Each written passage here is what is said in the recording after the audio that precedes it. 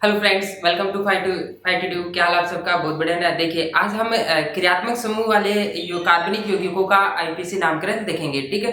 तो कार्बनिक यौगिकों में अगर क्रियात्मक समूह होता है तो क्रियात्मक समूह के लिए हमारे पास उनका नाम होता है, स्पेसिफिक नाम होता है। ठीक है। तो वो नाम हमें टेबल से पता लगता है। ठीक है। तो अपने पास है क्रियात्मक समूहयुक्त यौगिकों का आईपीसी नाम। ठीक है। तो इसके अंदर अपने पास क्या होता है कि क्रियात्मक समूह होंगे और क्रियात्मक समूह का हम क्या करेंगे, नाम देखने वाले हैं। ठीक है। तो देखेंगे अपने पास है क्रियात्मक समूह के लिए अपने पास क्या है, पूर्वलग्न और अनुलग्न की टेबल है। जो ये क्रियात्मक समूह की जो टेबल है उसका नाम क्या है, पूर्वलग्न और अनुलग्न की टेबल है। अच्छा, अपने पास क्या होता है कि क्रियात्मक समूह होता है तो उसका नाम दो तरीके से लिखते हैं। एक तो या तो पूर्वलग्न के रूप में लिखा जाता है क्रियात्मक समूह का नाम, या फिर क्रियात्मक समूह का नाम लिखा जाता है अनुलग्न के रूप में लिखा जाता है। ठीक है। तो यहाँ पर देखेंगे कि अपने पास है कि क्रियात्मक समूह, जैसे मान लो कि अपने पास है क्रियात्मक समूह इस तरीके से हो रहा है CH3CHO। ठीक है। जैसे मान लो कि मैंने यहाँ पे लिखा COOH, तो ये अपने पास क्या है कि क्रियात्मक समूह कार्बोक्सिलिक एसिड आ गया। तो क्रियात्मक समूह यहाँ पे आ गया। ठीक है। तो क्रियात्मक समूह अगर इसमें नंबरिंग देंगे तो 1 और 2 नंबरिंग आ गई यहाँ पे। ठीक है। तो यहाँ पे क्रियात्मक समूह का कार्बन यहाँ पे काउंट हो गया। ठीक है। अगला कंपाउंड देखना, जैसे मान लो कि CH3CH2 और यहाँ मैंने दिया क्या, CH2 और यहाँ मैंने दिया CHO और यहाँ मैंने दिया क्या, COOH। यहाँ पे मैंने क्या लिखा है, COOH। अगर हम बात करें इसके अंदर तो अपने पास दो क्रियात्मक समूह है। तो दो क्रियात्मक समूह, एक तो CO समूह है और दूसरा क्या है, CHO समूह है।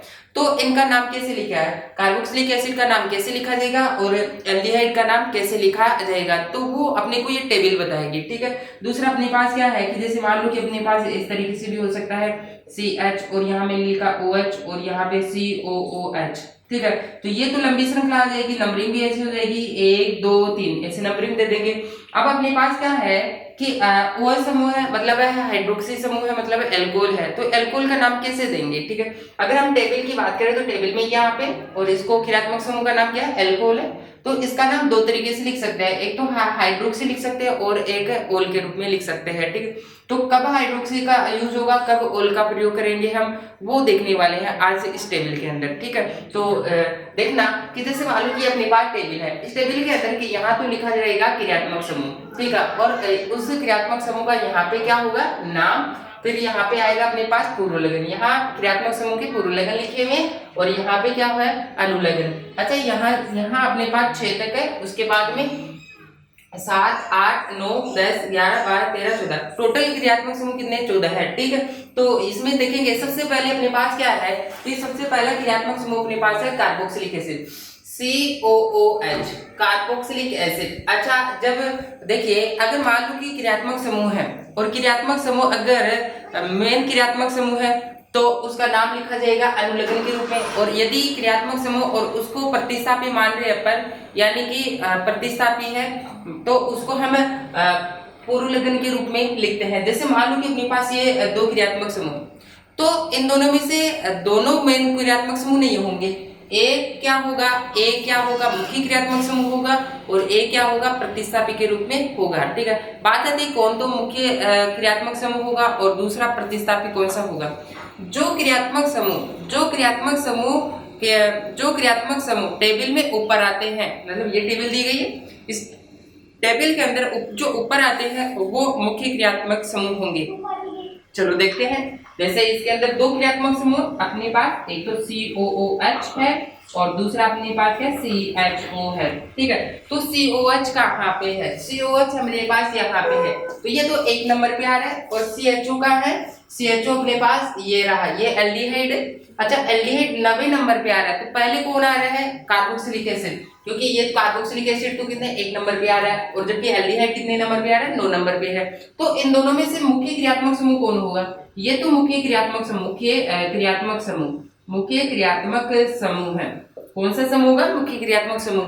और जो दूसरा है वो प्रतिस्थापी के रूप में बन जाएगा अपना, किस रूप में बनेगा, प्रतिस्थापी, और इसका नाम भी लिखा जाएगा प्रतिस्थापी के रूप में लिखा जाएगा। ठीक है। अब बात है, देखिए अपने पास क्या है कि इसका प्रतिस्थापी के रूप में लिखा जाएगा और इसका मुख्य क्रियात्मक समूह के रूप में लिखा जाएगा। तो इस तरीके से अगर हमारे पास क्या है, क्रियात्मक समूह होते हैं तो एक होते हैं तो कोई दिक्कत नहीं होती, क्योंकि एक क्रियात्मक समूह होता है तो अनुलग्न लिखेंगे। क्या लिखेंगे? अनुलग्न। लेकिन बात आती है कि अगर दो क्रियात्मक समूह हो एक से ज्यादा अलग अलग प्रकार के, तो दूसरा जो कम वरीयता का क्रियात्मक समूह होगा उसको हम प्रतिस्थापी मानेंगे और प्रतिस्थापी के रूप में मतलब उसका नाम पूर्वलग्न के रूप में लिखेंगे। ठीक है, चलो देखते हैं पूर्वलग्न और अनुलग्न की टेबल देखते हैं।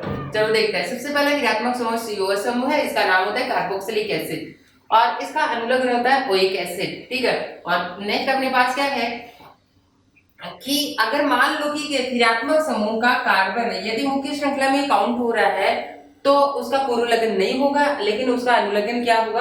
अनुलग्न ओइक एसिड के रूप में लिखा जाएगा। ठीक है, अब मान लो कि क्रियात्मक समूह COH है, उसका कार्बन मुख्य श्रृंखला में काउंट नहीं है।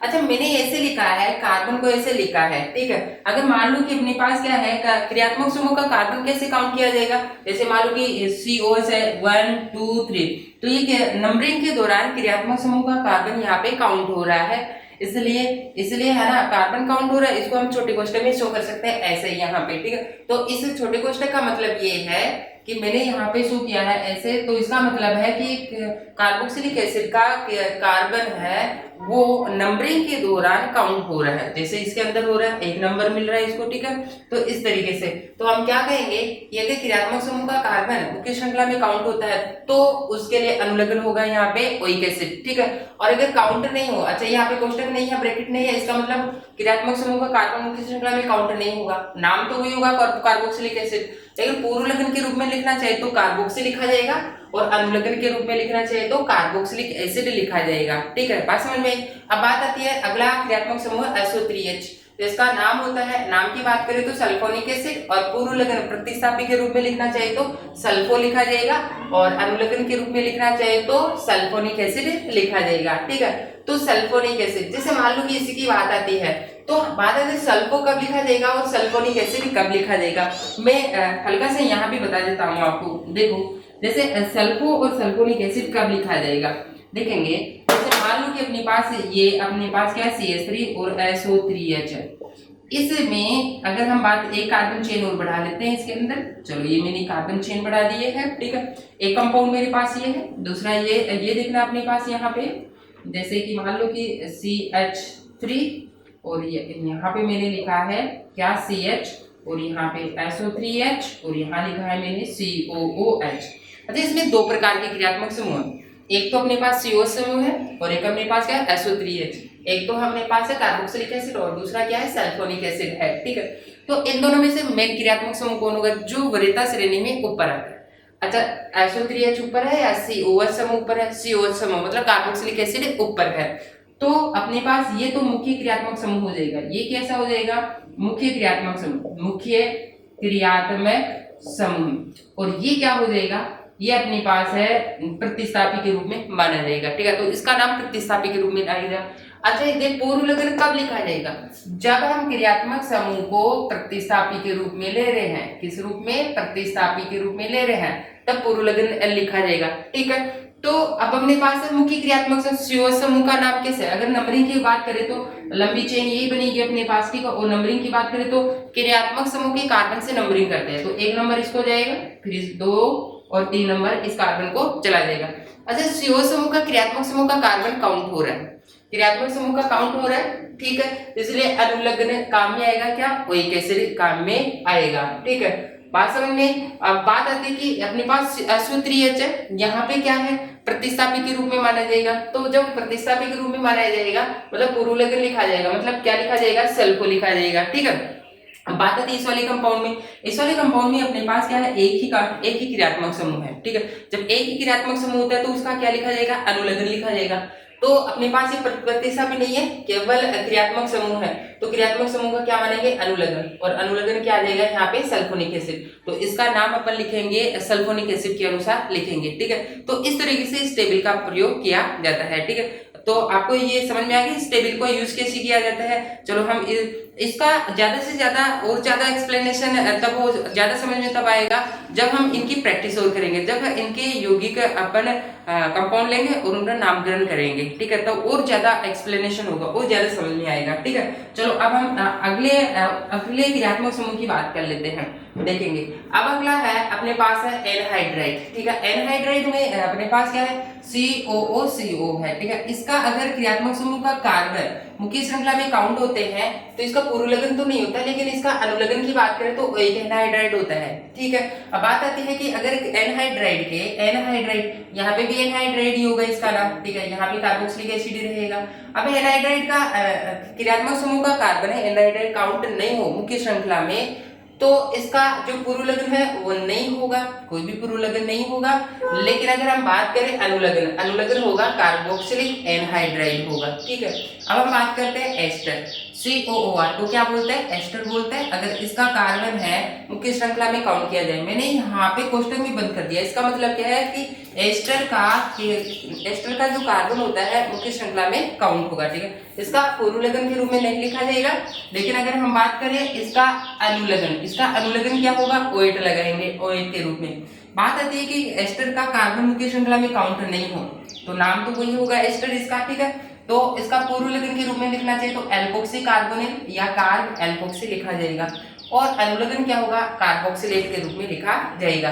अगला है अपने पास एसिड हैलाइड, क्रियात्मक समूह का नाम क्या है यहाँ पे, एसिड हैलाइड, और COX होता है, ठीक है। अगर इसका कार्बन काउंट किया जाता है तो इसका पूर्वलग्न के रूप में तो नहीं लिखा जाएगा, लेकिन अनुलग्न के रूप में लिखा जाएगा, ऑयल हैलाइड लिखा जाएगा, ठीक है। अगली अपने पास क्या है, अपने वही है क्रियात्मक समूह का कार्बन काउंट ना हो, नाम तो वही होगा एसिड हैलाइड। अच्छा, पूर्वलग्न के रूप में लिखना चाहिए, प्रतिस्थापी के रूप में लिखना चाहिए तो क्या आएगा, हेलोफोर्मिल लिखा जाएगा, ठीक। क्या लिखा जाएगा, हेलोफोर्मिल। अच्छा, यहाँ पे हेलोजन हो सकता है, क्या क्या हो सकता है, फ्लोरीन, क्लोरीन, ब्रोमीन और क्या आ सकता है, आयोडीन हो सकता है, ब्रोमीन और आयोडीन, ठीक है। अगर क्लोरीन आए तो क्लोरोफॉर्मिल आएगा, अगर क्लोरीन आ जाए तो क्लोरोफॉर्मिल आएगा, और यदि ब्रोमीन आए तो ब्रोमोफॉर्मिल के अनुसार लिखा जाएगा, और आयोडीन आ जाए तो आयोडोफॉर्मिल के अनुसार लिखा जाएगा, ठीक है। अगर ये क्रियात्मक समूह मतलब अनुलग्न के रूप में लिखना चाहे तो कार्बोनिल हैलाइड के रूप में लिखा जाएगा। अगला अपने पास है एमाइड, एमाइड क्रियात्मक समूह CONH2।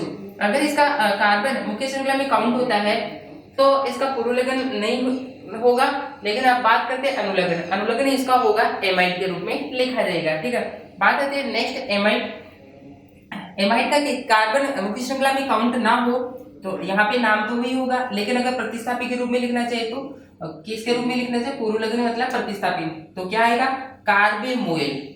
और इसका अनुलग्न मतलब क्रियात्मक समूह के रूप में लिखना चाहिए तो कार्बोक्सेमाइड होगा, क्या होगा, कार्बोक्सेमाइड होगा, ठीक है। इस तरीके से अब नेक्स्ट अपने पास क्रियात्मक समूह CN, इसका कार्बन काउंट हो, अगर इसका कार्बन काउंट होता है, नाम होता है साइनाइड, पूर्वलग्न के रूप में नहीं लिखा जाएगा, इसका अनुलग्न होता है नाइट्राइल होता है, ठीक है। नेक्स्ट अपने पास है ये CN है, क्रियात्मक समूह को कार्बन मुख्य श्रृंखला में काउंट ना हो, नाम तो वही होगा साइनाइड, ठीक है। और पूर्वलग्न के रूप में लिखना चाहिए तो साइनो होगा, और अनुलग्न के रूप में लिखे तो कार्बोनाइट्राइल के रूप में लिखा जाएगा। नेक्स्ट अपने पास NC, कार्बन, इसमें क्या है, नाइट्रोजन पहले आ गया तो यहाँ पे साइनाइड था तो यहाँ पे क्या हो गया, आइसोसाइनाइड हो गया, ठीक है। पूर्वलग्न के रूप में नहीं लिखा जाएगा, लेकिन अनुलग्न क्या होगा इसका, आइसोनाइट्राइल होगा, ठीक है। और नेक्स्ट अपने पास इसके अंदर कार्बन काउंट होता है तब तो क्या लिखा जाएगा, आइसोनाइट्राइल लिखा जाएगा, लेकिन कार्बन काउंट नहीं हो तो नाम तो वही होगा अपने पास, आइसोसाइनाइड होगा, और पूर्वलग्न के रूप में लिखा जाए तो आइसोसाइनो, और अनुलग्न के रूप में लिखे तो कार्बिलेमिन लिखा जाएगा। नेक्स्ट अपने पास है एल्डिहाइड, एल्डिहाइड में अगर काउंट कब होता है कार्बन तो पूर्वलग्न के रूप में लिखा जाए तो ऑक्सो लिखा जाएगा, और यदि अनुलग्न के रूप में लिखा जाए तो एल लिखा जाएगा, ओके। बात आती है कि एल्डिहाइड का कार्बन मुख्य श्रृंखला में काउंट नहीं होता है, मतलब कोष्टक में बंद नहीं है, इसका मतलब है एल्डिहाइड का कार्बन मुख्य श्रृंखला में काउंट नहीं होगा, और यहाँ पे कोष्टक में बंद है कार्बन, इसका मतलब है मुख्य श्रृंखला में कार्बन काउंट होगा, नंबरिंग दी जाएगी उसको, ठीक है। और इसका नाम वही होगा एल्डिहाइड, पूर्वलग्न के रूप में लिखेंगे तो फॉर्मिल लिखा जाएगा, और अनुलग्न के रूप में लिखे तो कार्ब एल्डिहाइड लिखा जाएगा, ठीक है। नेक्स्ट अपने पास कीटोन, अगर बात आती है कि कीटोन की बात आती है तो कीटोन की अगर हम बात करें इसके दो केस बना सकते हैं कि अगर कार्बन काउंट होता है, ठीक है, तो कार्बन काउंट होता है तो कीटोन का नाम पूर्व लग्न के रूप में लिखा जाए तो कीटो या ऑक्सो। अच्छा, यहाँ पे भी ऑक्सो आ गया और यहाँ पे भी ऑक्सो आ गया, इसलिए हम ज्यादा से ज्यादा प्रीफर किसको करेंगे, कीटो को प्रीफर करेंगे, कीटो ज्यादा से ज्यादा यूज करेंगे, ठीक है। हालांकि ऑक्सो भी लिखा जा सकता है, ठीक है। और अगर मान लो कि मैं अनुलग्न के रूप में लिखे तो क्या आएगा, ओन आएगा, ठीक है। नेक्स्ट है अपने पास OH, एल्कोहल, और इसका पूर्व लग्न के रूप में लिखा जाएगा तो नाम होगा हाइड्रोक्सी, मतलब प्रतिस्थापी के रूप में लिखा जाए तो हाइड्रोक्सी, और इसका अनुलग्न क्या होगा, ओल, ठीक है। नेक्स्ट अपने पास SH, इसको होता है थायो एल्कोहल, और इसका पूर्व लग्न के रूप में लिखना चाहिए, मतलब प्रतिस्थापी के रूप में लिखना चाहिए तो मरकैप्टो, और इसका अनुलग्न के रूप में लिखे तो थायोल के रूप में लिखा जाएगा। नेक्स्ट है NH2 एमीन, नाम होता है इसका एमीन, और इसका पूर्व लग्न के रूप में लिखना चाहिए तो पूर्व लग्न मतलब प्रतिस्थापी के रूप में लिखना चाहिए तो एमिनो होगा, और उसका अनुलग्न होगा एमीन होता है, ठीक है। लास्ट है अपने पास ईथर, O, ठीक है, नाम होता है इसका ईथर, और इसका एल्कोक्सी होता है, जहाँ पे एल्क क्या होता है, एल्क होता है अपने पास है कार्बन की संख्या, ठीक है। एक कार्बन होता है तो क्या बोलते हैं उसको मेथ, दो कार्बन होता है तो क्या बोलेंगे उसको एथ, और 3 कार्बन होता है तो क्या बोलते हैं, प्रोप बोलते हैं, ठीक है। तो एक कार्बन होता है तो मेथॉक्सी, 2 कार्बन होता है तो एथॉक्सी, प्रोपॉक्सी, इस तरीके से अपने पास कंपाउंड बनेंगे यहाँ पे, ठीक है। तो इस तरीके से इस टेबल का प्रयोग देखा जाता है। तो ये टेबल एक बार तो आपको समझ में आई, ठीक है।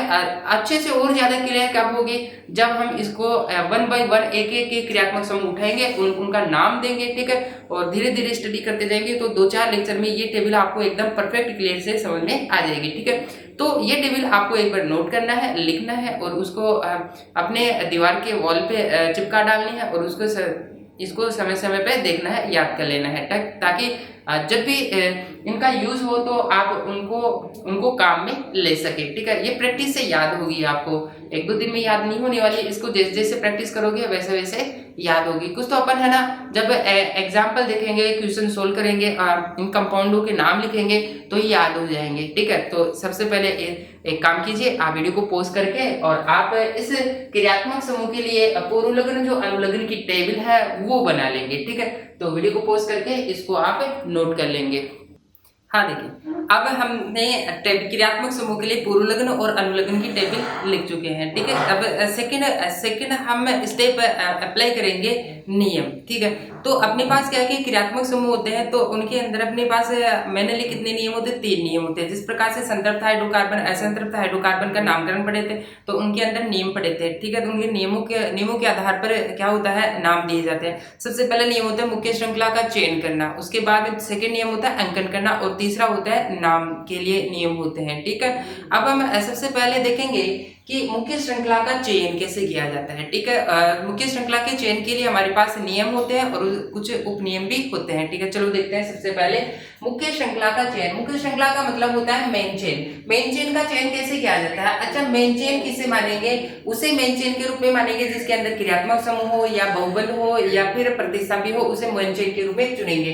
क्रियात्मक समूह या बहुबंध या प्रतिस्थापी को शामिल करते हुए मुख्य श्रृंखला का चयन करते हैं, ठीक है। अगर मान लो कि अपने पास क्या है कि क्रियात्मक समूह भी है, प्रतिस्थापी भी है ना, तो हम क्रियात्मक समूह को और प्रतिस्थापी को लेते हुए मुख्य श्रृंखला का चयन करते हैं, चाहे कार्बन श्रृंखला छोटी ही क्यों ना हो। दूसरा ये भी कहा जा सकता है कि क्रियात्मक समूह हो और अपने पास क्या हो कि बहुबंध हो, मतलब डबल बॉन्ड ट्रिपल बॉन्ड। तो क्रियात्मक समूह और डबल बॉन्ड ट्रिपल बॉन्ड को लेते हुए हम मुख्य श्रृंखला का चयन करेंगे, चाहे कार्बन श्रृंखला छोटी ही क्यों ना हो। तो हम यहाँ पे लिख देते हैं, चयन करते हैं चाहे कार्बन श्रृंखला छोटी ही क्यों ना हो।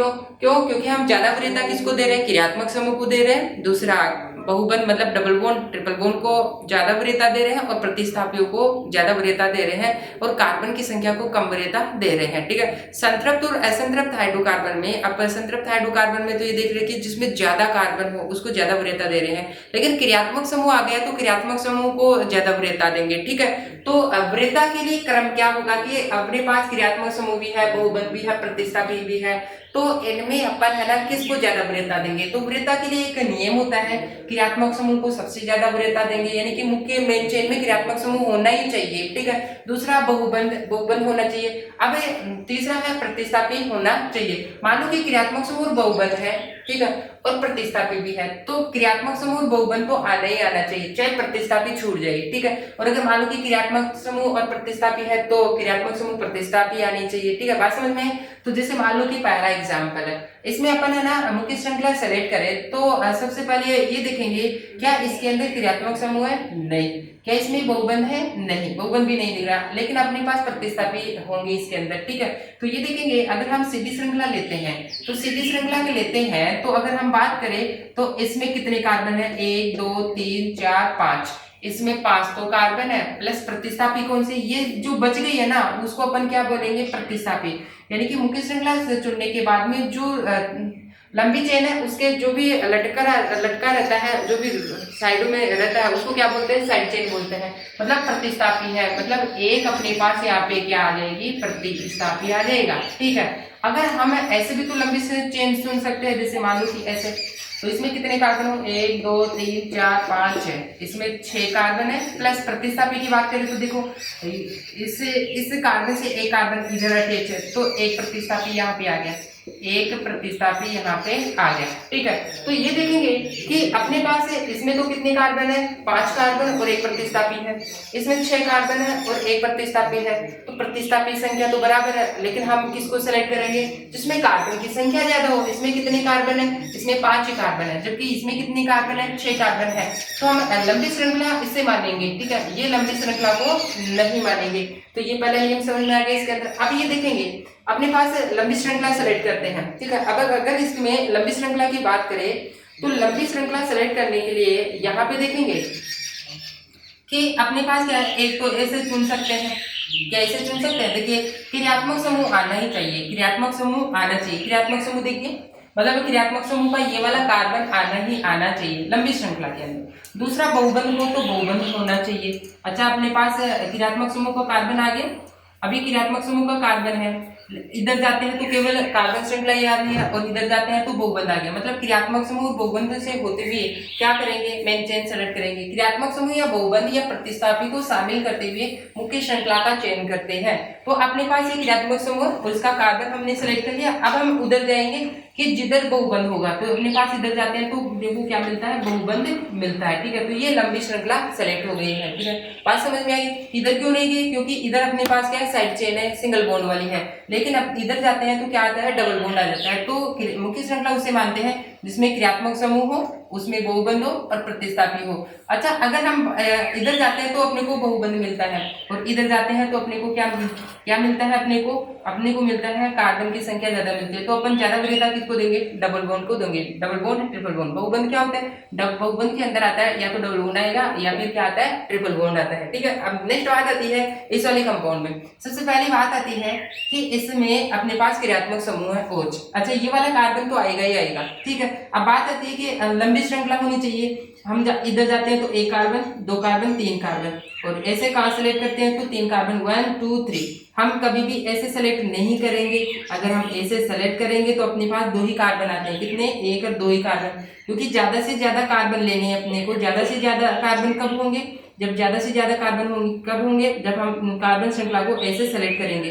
जब ऐसे सेलेक्ट करेंगे तो अपने पास 3 कार्बन आ जाएंगे 1 2 3, और ये मुख्य श्रृंखला सेलेक्ट हो गई है, ठीक है। अब अपने पास क्या मुख्य श्रृंखला हमने सेलेक्ट कर ली है कि अब यहाँ पे देखेंगे कि अपने पास यहाँ पे हमने ऐसे श्रृंखला चुनी है, तो इसमें कार्बन कितने, 1 2 3 4 ही कार्बन है, ठीक है। लेकिन अगर हम ऐसे भी तो सेलेक्ट कर सकते, इधर सेलेक्ट ना करके कार्बन श्रृंखला को ऐसे भी मान सकते थे, तो वहां पे मानते तो 1 2 3 4 5 कार्बन आते हैं। लेकिन अगर हम इधर जाते हैं तो अपने पास क्रियात्मक समूह आ गया और 5 कार्बन है, ठीक है। लेकिन अगर हम इसको सेलेक्ट किए हैं तो 1 2 3 4 कार्बन आया और क्रियात्मक समूह आया, ठीक है। इधर अपने पास क्रियात्मक समूह के साथ साथ डबल बॉन्ड ही है, तो क्रियात्मक समूह और बहुबंध को लेते हुए लंबी श्रृंखला को सेलेक्ट करते हैं। इसलिए इधर कार्बन ज्यादा थी, कार्बन की संख्या ज्यादा थी, लेकिन उसको हम सेलेक्ट नहीं किए। क्यों नहीं किए, क्योंकि अपने को उधर क्या नहीं मिल रहा था, डबल बॉन्ड नहीं मिल रहा था, बहुबंध नहीं मिल रहा था।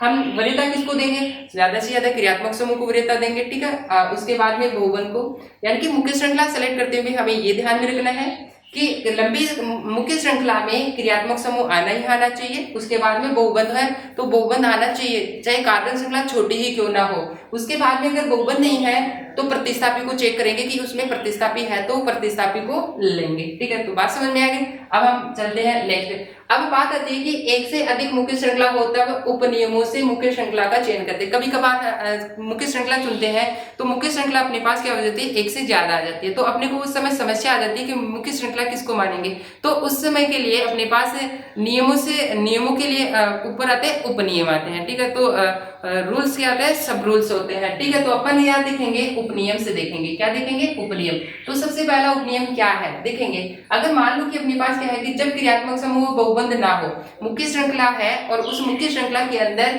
एक तो क्रियात्मक समूह नहीं है और बहुबंध नहीं है, लेकिन उसे मुख्य श्रृंखला एक से अधिक हो, लेकिन फिर भी क्या है, एक से अधिक हो, और उसे मुख्य श्रृंखला चुनेंगे जिसमें प्रतिस्थापी की संख्या अधिक होगी। क्योंकि अपने पास क्या है, क्रियात्मक समूह बहुबंध और प्रतिस्थापी, इनमें से क्रियात्मक समूह बहुबंध तो नहीं है लेकिन प्रतिस्थापी तो होंगे, ठीक है। तो उसमें उसे मुख्य श्रृंखला के रूप में चुनेंगे जिससे प्रतिस्थापी ज्यादा से ज्यादा जुड़े होंगे। और वरीयता का क्रम क्या होगा, वरीयता का क्रम क्या है, श्रृंखला की लंबाई ज्यादा होगी उसे वरीयता ज्यादा देंगे और प्रतिस्थापियों की संख्या को कम वरीयता देंगे। यहाँ पे देखेंगे अपने पास एक कंपाउंड है, इस कंपाउंड में अगर मैं बात करूं तो सीधी श्रृंखला की बात करें तो सीधी श्रृंखला में देखेंगे 1 2 3 4 5 6 कार्बन आते हैं, यहाँ पे 6 कार्बन आते हैं। प्लस अगर मैं प्रतिस्थापी की बात करूं तो यहाँ पे एक अपने पास मुख्य श्रृंखला से एक है ना, ये समूह जुड़ा हुआ है, तो मतलब एक प्रतिस्थापी यहाँ पे जुड़ा हुआ है। क्या जुड़ा हुआ है, एक प्रतिस्थापी जुड़ा हुआ है, ठीक है। अब हम ऐसे भी तो सेलेक्ट कर सकते हैं, जैसे मान लो कि ये है अपने पास, ठीक है।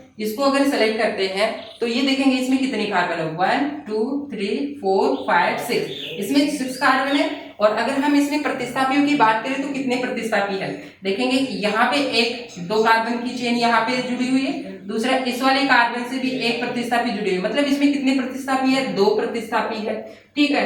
तो अपन यहाँ पे कार्बन की संख्या तो बराबर है, मतलब कार्बन श्रृंखला की लंबाई बराबर है, तो अपन क्या देखेंगे, प्रतिस्थापियों की संख्या, जिसमें प्रतिस्थापियों की संख्या ज्यादा होगी उसे मानेंगे, ठीक है। तो प्रतिस्थापियों की संख्या कहाँ पे ज्यादा है, इस वाली चेन में ज्यादा है, तो हम इसे मुख्य श्रृंखला मानेंगे, मतलब इसे मुख्य श्रृंखला में नहीं मानेंगे, इसे हम मुख्य श्रृंखला के अंदर मानेंगे, ठीक है। इस तरीके से हम क्या करते हैं कि अगर अपने पास क्या है, एक से ज्यादा लंबी श्रृंखला आती है मुख्य श्रृंखला के रूप में, तो हम उसे सेलेक्ट करते हैं जिसमें प्रतिस्थापियों की संख्या ज्यादा होती है। नेक्स्ट कंपाउंड देखेंगे, इस कंपाउंड की बात करें तो ये देखेंगे इसमें अगर सीधी श्रृंखला लेते हैं तो ये देखेंगे 1 2 3 4 5 6 कार्बन आते हैं। प्लस प्रतिस्थापी की बात करें तो देखिए इस चेन से 2 समूह लटके हुए, 1 और 2, ठीक है। तो मतलब है 2 प्रतिस्थापी है, यहाँ पे कितने प्रतिस्थापी है, 2 प्रतिस्थापी।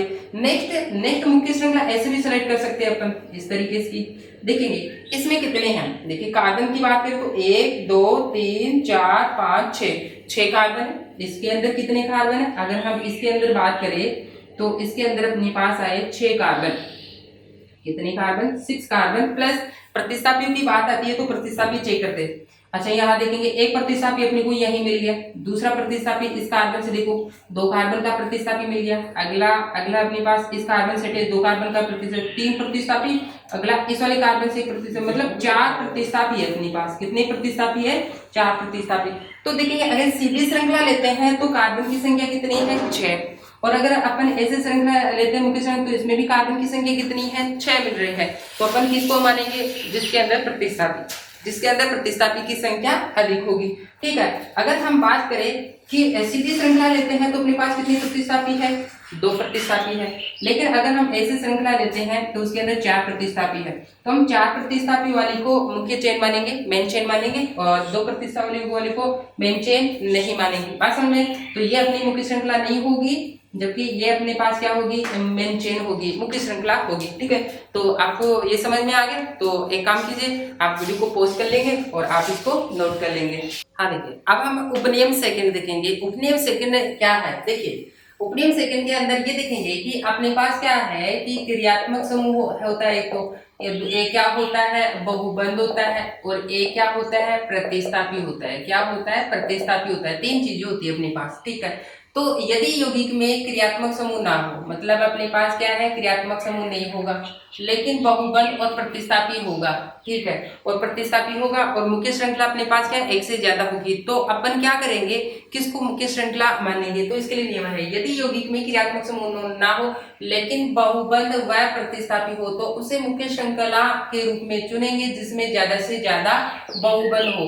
मतलब है यानी कि बहुबंध और प्रतिस्थापी में से ज्यादा वरीयता किसको दी गई है, बहुबंध को ज्यादा वरीयता दी गई है, ठीक है।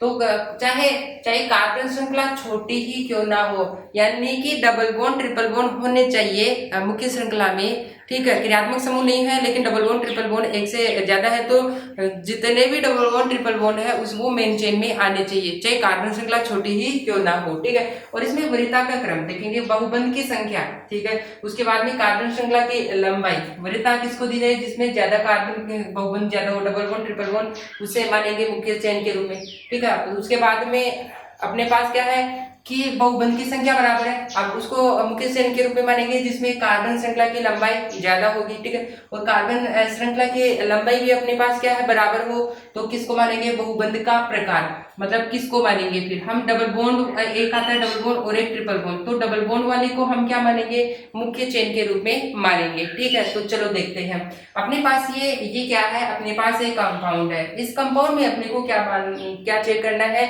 मुख्य श्रृंखला चेक करनी है, ठीक है। तो ये देखेंगे इसके अंदर अगर हम बात करें तो सबसे सीधी बात है, क्रियात्मक समूह तो है नहीं, बहुबंध है, इसके अंदर क्या है, बहुबंध और प्रतिस्थापी भी है, ठीक है। अगर हम इसे सीधी श्रृंखला में मानते हैं तो एक प्रतिस्थापी मिलता है, ठीक है, और अगर हम इस तरीके से श्रृंखला मानते हैं तो अपने को एक प्रतिस्थापी मिलता है। दूसरी बात ये है कि अपने पास केवल बहुबंध ही है, तो क्रियात्मक समूह नहीं है लेकिन बहुबंध है, प्रतिस्थापी है, तो बहुबंध ज्यादा से ज्यादा बहुबंध में आने चाहिए, बहुबंध की संख्या ज्यादा हो। अगर हम इसको मेन चेन मानते हैं तो इस मेन चेन के अंदर अपने को कितने बहुबंध मिलते हैं, 2 बहुबंध मिलते हैं, तो ये मुख्य श्रृंखला मानी जाएगी, ठीक है। बात समझ में आ गई। अब बात आती है इसके अंदर ये देखेंगे कि एक तो क्या होगी, लंबी श्रृंखला के रूप में चुन सकते हैं, तो लंबी श्रृंखला में ये देखेंगे कि 1 2 3 4 5 कार्बन अपने पास, ठीक है, और बहुबंध कितने हैं, 2 बहुबंध है, और बहुबंध भी कितने हैं, डबल बॉन्ड है, ठीक है।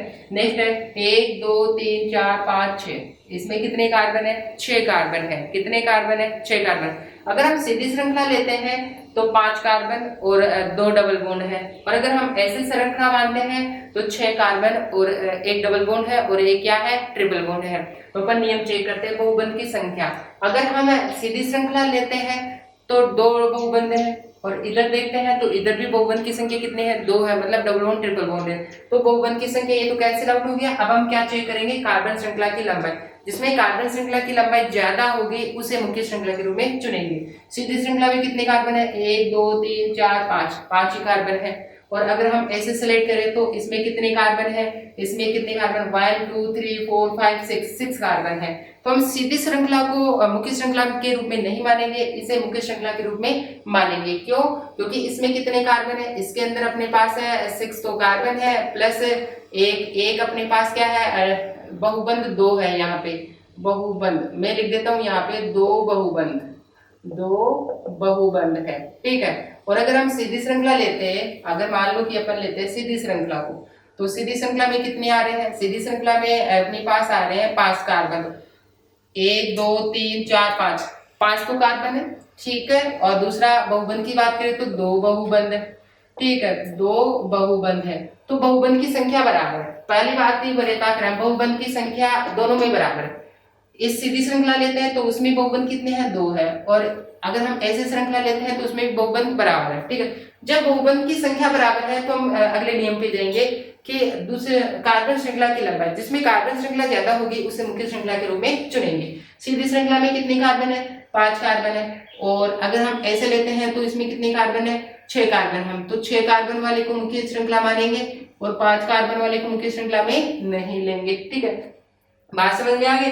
अब नेक्स्ट कंपाउंड है, इस कंपाउंड के अंदर चेक करते हैं, ठीक है। तो अब हम चेक करते हैं, तो इसमें सीधी श्रृंखला लेते हैं तो कितने कार्बन आते हैं, चलो देखते हैं। अगर हम सीधी श्रृंखला लेते हैं तो इसके अंदर कितने आते हैं, देखो कार्बन की बात करें तो 1 2 3 4 5, इसमें 5 कार्बन, प्लस प्रतिस्थापी कितना आया, केवल एक ही है, यानी कि लंबी चेन है उसमें जो भी कोई कार्बन चेन लटकी रहती है जैसे ये है, वो प्रतिस्थापी के रूप में मानी जाती है। ठीक है, ऊपर नीचे कहीं पे भी हो सकती है। तो कितने प्रतिस्थापी है? एक प्रतिस्थापी है। ठीक है, पता लग गया, एक ही प्रतिस्थापी है। अब हम दूसरी बात करते हैं। हम ऐसे भी तो सेलेक्ट कर सकते हैं 1 2 3 4 5, 1 2 3 4 5। चलो हम ऐसे सेलेक्ट कर लेते हैं। ठीक है, अगर हम इसको ऐसे सेलेक्ट करते हैं तो इसमें कितने आए? कार्बन की बात करें 1 2 3 4 5, 5 कार्बन। और अब बहुबंध की बात कर लेते हैं। बहुबंध की बात करें तो इसमें बहुबंध कितना है?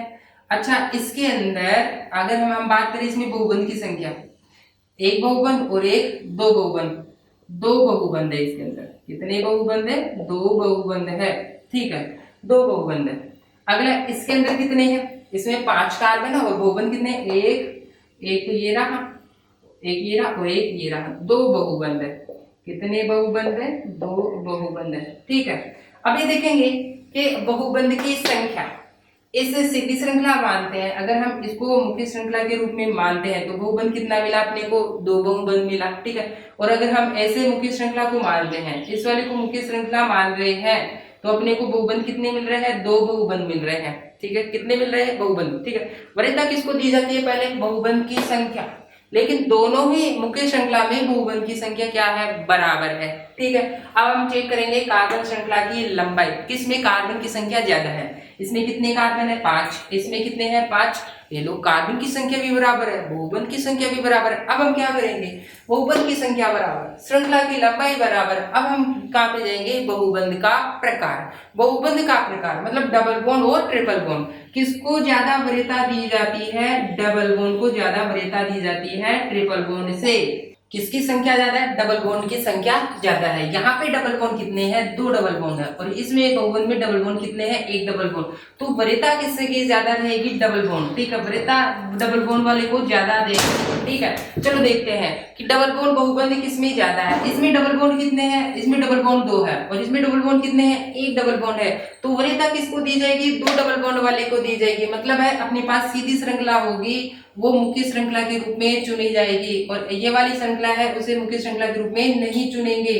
ठीक है, तो ये मुख्य श्रृंखला नहीं है, मुख्य श्रृंखला दो डबल बॉन्ड वाली है। ठीक है, तो समझ में आ गया। इस तरीके से हम क्या करेंगे, अपने पास क्या है, बहुबंध की संख्या अगर बराबर हो जाए तो कार्बन श्रृंखला की लंबी कार्बन श्रृंखला चेक करते हैं, और लंबी कार्बन श्रृंखला भी अगर बराबर आ जाती है तो बहुबंध का प्रकार देखेंगे, जिसमें डबल बॉन्ड ज्यादा है उसे मुख्य श्रृंखला के रूप में चुनेंगे। ठीक है, तो ये वरीयता क्रम आपको समझ में आ गया, ये वाला। ठीक है, तो आप वीडियो को पॉज कर लेंगे और इसको आप नोट कर लेंगे। हाँ देखिए, हम मुख्य श्रृंखला सिलेक्ट करने के लिए नियम पढ़ चुके हैं। अब हम देखेंगे कि मुख्य श्रृंखला चुनने के बाद में नंबरिंग कैसे करेंगे, नंबरिंग मुख्य श्रृंखला में किधर से करेंगे। ठीक है, तो इसके लिए नियम अपने पास, मुख्य श्रृंखला में अंकन मतलब है नंबरिंग करना, कि नंबरिंग हम किधर से करेंगे। ठीक है, मुख्य श्रृंखला में नंबरिंग उधर से करते हैं जिधर क्रियात्मक समूह हो या फिर बहुबंध हो या फिर प्रतिस्थापी है। इसका मतलब है कि जिधर क्रियात्मक समूह होगा उधर से नंबरिंग करेंगे। ठीक है, अब क्रियात्मक समूह नहीं है तो उसका मतलब है बहुबंध होगा तो बहुबंध की तरफ से करेंगे, मतलब बहुबंध जिधर नजदीक पड़ेगा। ठीक है, बहुबंध भी नहीं है तो प्रतिस्थापी जिधर से नजदीक पड़े, ठीक है, उधर से नंबरिंग करेंगे। मतलब ऐसा भी हो सकता है कि क्रियात्मक समूह भी होगा अपने पास, बहुबंध भी होगा और प्रतिस्थापी होगा, तो अपन उधर से नंबरिंग करेंगे जिधर नजदीक पड़ेंगे, चाहे वो प्रतिस्थापी नजदीक पड़े, चाहे बहुबंध नजदीक पड़े, चाहे क्रियात्मक समूह नजदीक पड़े, उधर से हम क्या करते हैं, नंबरिंग करते हैं। ठीक है, और वरीयता का क्रम क्या देखेंगे, वरीयता का क्रम है क्रियात्मक समूह। कभी कभार क्या होता है कि क्रियात्मक समूह बहुबंध समान पोजीशन में आ जाते हैं तो हम ज्यादा वरीयता किसको देंगे, क्रियात्मक समूह को देंगे, बहुबंध को कम वरीयता देंगे। ऐसा भी होता है कि बहुबंध और प्रतिस्थापी समान पोजीशन पे आ जाते हैं तो ज्यादा वरीयता किसको देंगे, बहुबंध को देंगे। ठीक है, और प्रतिस्थापी तो लास्ट में आता ही होता है अपने पास। ठीक है, ये है अपने पास है, इस समय अपने पास कुछ कंपाउंड है, इन कंपाउंड में हम नंबरिंग करके देखते हैं। ठीक है, तो सबसे पहली बात ये लंबी चेन है, लंबी चेन है तो मुख्य श्रृंखला यही होगी। ठीक है, अब बात आती है कि अंकन किधर से करें, इस कार्बन से करें या इस कार्बन से करें। ध्यान रखना, जब भी क्रियात्मक समूह में कार्बन हो तो नंबरिंग उधर से ही कर देना है। क्रियात्मक समूह है तो क्रियात्मक समूह के कार्बन है तो इसमें नंबरिंग इधर से करेंगे, 1 2 3 4 और 5, इस तरीके से ये नंबरिंग आ गई। सब बच्चों को समझ में आ गया? ओके, अब हम बात करते हैं नेक्स्ट। इसमें नंबरिंग की बात आती है तो मेन चेन यही होगी। ठीक है, मेन चेन ये है अपने पास। अब मेन चेन में नंबरिंग किधर से करें, हम नंबरिंग अगर हम मान लो इधर से करते हैं तो 1 2 2 नंबर पे क्रियात्मक समूह आ रहा है, और इधर से करें तो 1 2 3 4 नंबर पे आ रहा है, तो जिधर से नजदीक पड़े क्रियात्मक समूह उधर से करेंगे। तो किधर से नंबरिंग करेंगे, हम इधर से 1 2 3 4 5, क्योंकि इधर से करते हैं तो ये जो क्रियात्मक समूह कितने नंबर पे आता है, 2 नंबर पे। अब बात आती है कि इसमें नंबरिंग किधर से करें। अगला कंपाउंड है, अगर हम नंबरिंग इधर से करते हैं तो एक ही नंबर पहले कार्बन पे ही OH समूह आ जाता है क्रियात्मक समूह, और इधर से करते हैं तो 1 2 3 4 5, तो इधर से करते हैं तो 5वें नंबर पे कार्बन पे आ रहा है, और इधर से करते हैं तो 1 नंबर। तो नंबरिंग हम इधर से करेंगे तो इस वाले कार्बन को कितना देंगे, 1 नंबर, फिर 2, फिर 3, फिर 4, फिर 5, इस तरीके से नंबरिंग करते हैं। सब बच्चों को समझ में आ गए? ओके, अब हम बात करते हैं नेक्स्ट अपने पास है लंबी चेन है, और इस लंबी चेन के अंदर ये देखेंगे कि अगर हम नंबरिंग इधर से कर रहे हैं तो पहले नंबर के कार्बन पे क्या आ गया, डबल बॉन्ड आ गया। ठीक है, नंबरिंग इधर से करते हैं तो क्या आ रहा है, डबल बॉन्ड, और अगर हम इधर से नंबरिंग करेंगे तो क्या आ गया, पहले नंबर के कार्बन पे क्या आता है, क्रियात्मक समूह आ गया, क्रियात्मक समूह का कार्बन। अच्छा, अपने पास एक एक पहले समान पोजीशन पे इधर से डबल बॉन्ड आ रहा है, और इधर से क्या आ रहा है क्रियात्मक समूह आ रहा है। तो वरीयता क्रम चेक करेंगे, वरीयता क्रम क्या है, किसको वरीयता ज्यादा दी जाएगी, क्रियात्मक समूह को ज्यादा वरीयता दी जाएगी या बहुबंध किसको दी जाएगी, वरीयता क्रम में ज्यादा किसको दी जाएगी, क्रियात्मक समूह को ज्यादा दी जाएगी, और बहुबंध को बाद में दी जाएगी। तो नंबरिंग किधर से करनी है अपने को, क्रियात्मक समूह की तरफ से करनी है। 1 2 3 और 4 और ये 5 हम नंबरिंग किधर से करेंगे, क्रियात्मक समूह की कार्बन से करेंगे। ठीक है, बात समझ में आ गई। अब नेक्स्ट कंपाउंड अपने पास है, इस कंपाउंड की बात करें तो अगर हम बात करें 1 2 3 4 5, इधर से नंबरिंग करें तो 2 नंबर पे क्या आ गया, क्रियात्मक समूह आ गया। इधर से करते हैं तो 1 2 3 और 4 और ये 5। तो इधर अगर हम बात करें तो इधर से करें तो 2 नंबर पे क्या आ गया, डबल बॉन्ड आ गया, और इधर से किए तो क्या आ गया, क्रियात्मक समूह आ गया। अब बात आती है नंबरिंग, हमें ऊपर वाली नंबरिंग सही है, नीचे वाली नंबरिंग सही है, तो ये चेक करेंगे कि दो पोजीशन समान पोजीशन पे है, तो वरीयता क्रम चेक करेंगे। जिधर क्रियात्मक समूह नजदीक होता है, यानी कि क्रियात्मक समूह को ज्यादा वरीयता दी जाएगी बहुबंध की तुलना में, मतलब डबल बॉन्ड ट्रिपल बॉन्ड से ज्यादा वरीयता किसको दी जाएगी, क्रियात्मक समूह। अच्छा, किसको ज्यादा, डबल बॉन्ड से ज्यादा वरीयता किसको दी जाएगी, वरीयता दी जाएगी क्रियात्मक समूह को, क्रियात्मक समूह जिधर नजदीक खड़े। अच्छा, यहाँ से 2 नंबर पे पढ़ रहा है और इधर से 4 नंबर पे पढ़ रहा है, तो कौन सा नंबरिंग सही रहेगी, ऊपर वाली नंबरिंग सही रहेगी और नीचे वाली नंबरिंग गलत रहेगी। तो हम एक काम करते हैं, नीचे वाली नंबरिंग को हटा देते हैं। ठीक है, बात समझ में आ गई। अब हम नेक्स्ट कंपाउंड है, इस कंपाउंड की बात आती है। तो अगर हम इधर से नंबरिंग करें तो 1 2 3 और 4 और 5, और इधर से नंबरिंग करें तो 1 2 3 4 और 5। अच्छा, ये अगर हम बात करें तो 2 नंबर पे क्या आ गया, 2 नंबर पे अपने पास आ गया, यहाँ पे डबल बॉन्ड आ गया। और इधर की बात करें तो यहाँ पे अगर हम बात करें तो 2 नंबर पे क्या आ गया, यहाँ पे एक प्रतिस्थापी आ गया, अपने पास क्या आ गया, प्रतिस्थापी आ गया। ठीक है, अब हम बात करते हैं कि एक तो प्रतिस्थापी है और एक क्या है, डबल बॉन्ड है, मतलब बहुबंध है। ठीक है, तो वरीयता किसको दी जाएगी, बहुबंध को या फिर प्रतिस्थापी को, बहुबंध को ज्यादा वरीयता दी जाए जिधर बहुबंध नजदीक पड़े। ठीक है, इधर से करते हैं तो बहुबंध 2 नंबर पे आ गए, इधर से काउंटिंग करते हैं तो 3 नंबर पे। तो कौन सी नंबरिंग सही रहेगी, ऊपर वाली नंबरिंग सही रहेगी, नीचे वाली नंबरिंग गलत है, तो हम नीचे वाली नंबरिंग को हटा देते हैं। ठीक है, इस तरीके से हम नंबरिंग करेंगे। अगला कंपाउंड है, इस कंपाउंड को आप नंबरिंग दे सकते हैं, इस कंपाउंड को लिख लीजिए और इसको आप नंबरिंग देके देखिए। ठीक है, वीडियो को पॉज करके चेक करेंगे, फिर मैं आपको अभी बताता हूँ और अपना आंसर चेक करेंगे। ठीक है, तो बना लिए होंगे। ठीक है, अब चेक करते हैं, चलो चेक करते हैं। ठीक है, तो देखेंगे 1 2 3 4 5 6। ठीक है, लंबी श्रृंखला में हमने नंबरिंग की इस तरीके से। दूसरा, एक नंबरिंग कैसे भी तो हो सकती है, 2 3 4 5 6। ठीक है, अब देखेंगे अगर इधर से नंबरिंग करते हैं तो 3 नंबर पे क्या आ रहा है, डबल बॉन्ड आ रहा है। और अगर हम इधर से नंबरिंग कर रहे हैं तो 2 नंबर पे क्या आ गया, 2 नंबर पे प्रतिस्थापी आ गया। ठीक है, एक तो 3 नंबर पे आ रहा है और एक क्या आ रहा है, 2 नंबर पे आ रहा है। जो नजदीक पड़े उधर से नंबरिंग करेंगे, इसका मतलब इस बार ऊपर वाली नंबरिंग क्या होगी, गलत होगी, नीचे वाली नंबरिंग क्या होगी, सही होगी। नीचे वाली नंबरिंग सही होगी, तो हम एक काम करते हैं, ऊपर वाली नंबरिंग को हटा देते हैं। ठीक है, तो कौन सी नंबरिंग यहाँ पे सही है, यहाँ पे नंबरिंग रहेगी नीचे वाली। ठीक है, क्योंकि अपने पास जो डबल बॉन्ड आ रहा था वो तीसरे नंबर के कार्बन पे आ रहा था, और ये प्रतिस्थापी है वो कौन से नंबर के कार्बन पे आ रहा है, वो आ रहा है अपने पास 2 नंबर पे आ रहा है। ठीक है, ये वरीयता क्रम तब काम में लेते हैं जब अपने पास दोनों तरफ क्या होगी, समान पोजीशन पे आते हैं। ठीक है, दूसरी बात ये भी है कि नंबर किधर से करेंगे, जिधर क्रियात्मक समूह नजदीक पड़े। नंबरिंग उधर से करेंगे जिधर बहुबंध नजदीक पड़ेंगे, मतलब डबल बॉन्ड ट्रिपल बॉन्ड नजदीक पड़े। फिर अगर मान लो कि बहुबंध नहीं है तो फिर प्रतिस्थापी जिधर नजदीक पड़ेगा। ठीक है, इस वाले केस में क्या है कि प्रतिस्थापी ही नजदीक पड़ रहा है, पहली ही बात है। ठीक है, तो समझ में आ गया इस तरीके से। तो आप वीडियो को पॉज कर लेंगे और इसको आप नोट कर लेंगे। हाँ देखिए, अब अपने पास क्या होती है कि मेन चेन होती है। मेन चेन में वो सेलेक्ट करने के बाद में समान पोजीशन पे अपने पास क्या आ जाते हैं कि प्रतिस्थापी समान पोजीशन पे आ जाते हैं। ठीक है, और दूसरा क्या हो जाते हैं कि अपने पास बहुगुण भी समान पोजीशन पे आ जाए, तो उस समय अपने पास क्या है, अंकन किधर से करें, दोनों तरफ से नंबरिंग समान मिल रहे तो उसके लिए उपनियम काम में लेंगे। ठीक है, रूल से सब रूल्स मतलब नियमों से उपनियमों के आधार पर निर्धारित करेंगे। ठीक है, तो उपनियम पहला है, यदि चयनित मुख्य श्रृंखला में दोनों ओर से पहला प्रतिस्थापी समान स्थिति पर आए, मतलब प्रतिस्थापी हो और प्रतिस्थापी भी दोनों तरफ से समान स्थिति पर आता है, तो नंबरिंग अगले प्रतिस्थापी के अनुसार करते हैं। इसे फर्स्ट पॉइंट डिफरेंस रूल कहते हैं। इसे क्या बोलते हैं? First point difference rule. अच्छा, ये फर्स्ट पॉइंट डिफरेंस रूल क्या होता है? ये बहुत ही काम का है, ये समझ लेंगे। ठीक है, तो बात आती है, हम नंबरिंग करते हैं 1 2 3 4 5 6 ऐसे नंबरिंग करते हैं, तो देखेंगे कि अपने पास जो प्रतिस्थापी है, एक तो 2 नंबर पे है। कहाँ पे है? 2 नंबर पे है। अगला प्रतिस्थापी कहाँ पे? 3 नंबर पे है। और अगला प्रतिस्थापी कहाँ है? अपने पास ये तो प्रतिस्थापी है जो साइड चेन में लगे हुए हैं, एक तो 2 नंबर पे, एक 3 नंबर पे और एक 5 नंबर पे है। ठीक है, ये नंबर है। दूसरा, अगर हम इधर से नंबरिंग करें तो 1, ये 2, ये 3, ये 4, ये 5 और ये 6। ठीक है, तो इधर से नंबरिंग करते हो, प्रतिस्थापी कहाँ मिला है? एक तो 2 नंबर पे मिला। अगला प्रतिस्थापी मिला 4 नंबर पे। अगला प्रतिस्थापी कितने नंबर पे मिला है? 5 नंबर पे मिला है। ठीक है, तो ये देखेंगे कि अगर हम इधर से नंबरिंग कर रहे हैं तो 2 नंबर पे प्रतिस्थापी मिला। ठीक है, इधर से नंबरिंग करें तो दो नंबर पे प्रतिस्थापी मिला। तो अगर दोनों तरफ से समान स्थिति पर प्रतिस्थापी समान मिल रहे हैं, तो अगले प्रतिस्थापी के अनुसार नंबरिंग करेंगे। अब अगला प्रतिस्थापी कौन है? इस वाले को नजदीक कम से कम अंक मिलना चाहिए। इधर से मिलता है तो 3 नंबर मिलता है, इधर से करते हैं तो 4 नंबर। मतलब कौन सी नंबरिंग सही रहेगी? ऊपर वाली नंबरिंग सही रहेगी। ठीक है, तो अगर इसको ऐसे भी चेक करते हैं, पहला प्रतिस्थापी इसमें 2 है और इसमें प्रतिस्थापी कितने नंबर पे? 2 नंबर पे है। ठीक है, ऊपर वाली चेन में पहले प्रतिस्थापी कौन सा? 3 अंक मिल रहा है और उसको वाले नीचे वाली नंबरिंग को 4 अंक मिल रहा है।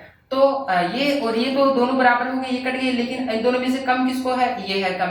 तो ये वाली नंबरिंग है, इसके अनुसार हम नंबरिंग करेंगे। मतलब कौन सी नंबरिंग सही होगी? ऊपर वाली नंबरिंग सही होगी और नीचे वाली नंबरिंग गलत हो गई। ठीक है, ये दूसरा तरीका ये भी है कि नंबरिंग कर दो और नंबरिंग करने के बाद में उनका योग कर लो। ठीक है, जो योग कम आता है वही नंबरिंग क्या होगी? सही होगी। ठीक है, चलो चेक करते हैं। हम यहाँ पे इनको योग कर लेते हैं। चलो, हमने यहाँ पे योग किया है। ठीक है, 2 और 3 कितने होते हैं? 5। 5 और 5 कितने होते हैं? 10। ठीक है, इनका सम कितना आया? 10। चलो, इनको भी सम करके देखते हैं। ठीक है, यहाँ पे हमने योग किया तो यहाँ पे कितना मिलेगा अपने को? यहाँ पे देखेंगे 2 और 4 कितना मिला? 6 और 6 और 5 कितना मिला? 11। तो ये देखेंगे तो ये तो 11 है और ये कितना है? 10 है। तो कम अंक किसको मिला? कम योग किस में है? 10 वाले में है। ठीक है, तो हम इसके अनुसार नंबरिंग करेंगे। ठीक है, तो इसी को बोलते हैं फर्स्ट पॉइंट डिफरेंस रूल। तो ध्यान रखना कि नंबरिंग से पहले first point difference rule check करते हैं। ठीक है, बात समझना कि अगर हम बात करें जैसे ऊपर से नंबरिंग कर दिए, नीचे से नंबरिंग कर दिए, फिर अपन ये चेक कर लेंगे कि अपने पास है तो कौन नजदीक आ रहा है। 2 बराबर है, अगले को चेक करेंगे, जो कम मिलेगा, इसको 3 अंक मिला है, इसको 4, तो नंबरिंग इसके अनुसार करेंगे। ठीक है, और सब कुछ बराबर आ जाए फिर हम चेक नंबरिंग को क्या करेंगे? टोटल करेंगे। टोटल जिसमें कम आएगा वही अपने पास क्या होगी? मुख्य श्रृंखला होगी। अब इसमें कितना है? 10 है, इसमें कितना है? 11। तो कम अंक किसमें है? इसमें योग कम मिल रहा है, तो मुख्य श्रृंखला ऊपर के अनुसार चुनी जाएगी। ठीक है, बात समझ में आ गई। अब देखिए, अगला उपनियम है, यदि मुख्य श्रृंखला में 2 प्रतिस्थापी हो, प्रतिस्थापी कितने हो? केवल 2 ही हो। ठीक है, और दोनों की स्थिति समान हो, तो नंबरिंग अंग्रेजी वर्णमाला के अनुसार करते हैं। ठीक है, केवल 2 ही प्रतिस्थापी है। यहाँ पे अपने पास एक से ज्यादा प्रतिस्थापित है, ध्यान रखना। ठीक है, यहाँ पे एक से ज्यादा प्रतिस्थापित है, 1 2 3 प्रतिस्थापी है। लेकिन यहाँ पे अगर मान लो कि अपन लंबी श्रृंखला हमने सेलेक्ट कर लिया तो 2 ही प्रतिस्थापी मिल रहे हैं। ठीक है, इनकी नंबरिंग करते हैं। चलो, 1, ये 2, ये 3, ये 4, ये 5 और ये 6। ठीक है, इधर से नंबरिंग करें तो 1 2 3 4 5 6। ठीक है, ये नंबरिंग है अपने पास। अब हम ऊपर वाली नंबरिंग को चेक करते हैं। ऊपर वाली नंबरिंग में अपने को एक तो प्रतिस्थापी मिला, कितने नंबर पे मिला? 3 नंबर पे मिला। अगला प्रतिस्थापी कहाँ पे मिला है? 4 नंबर पे। ठीक है, इसकी बात करते हैं नीचे वाली नंबरिंग की। 1 2 3 नंबर पे ये प्रतिस्थापी मिला अपने को। कितने नंबर पे मिला? 3 नंबर पे। अगला प्रतिस्थापी कहाँ पे मिला है? वो 4 नंबर पे मिला है। तो ये चेक करेंगे कि अपने पास क्या है, यहाँ पे 3 नंबर और यहाँ पे भी 3 नंबर, दोनों में बराबर है। यहाँ 4 नंबर और यहाँ पे 4 नंबर, ठीक है। और इनका टोटल भी करेंगे तो दोनों में साथ साथ आएगा। अब समस्या आ गई, अब समस्या ये आ गई, अब नंबरिंग किधर से करेंगे। लेकिन अब फिर भी अपने पास नियम है। क्या नियम है? Alphabetically order. Okay, alphabetically order, जिसका अल्फाबेटिकली ऑर्डर, इसका नाम क्या होता है? CH3। ये अपने पास क्या CH3 मतलब है, ये होगा मेथिल, ठीक है। और 2 कार्बन का ये है तो इसको क्या बोलेंगे? एथिल। 1 कार्बन का मूलक है इसलिए क्या बोलेंगे? मेथिल।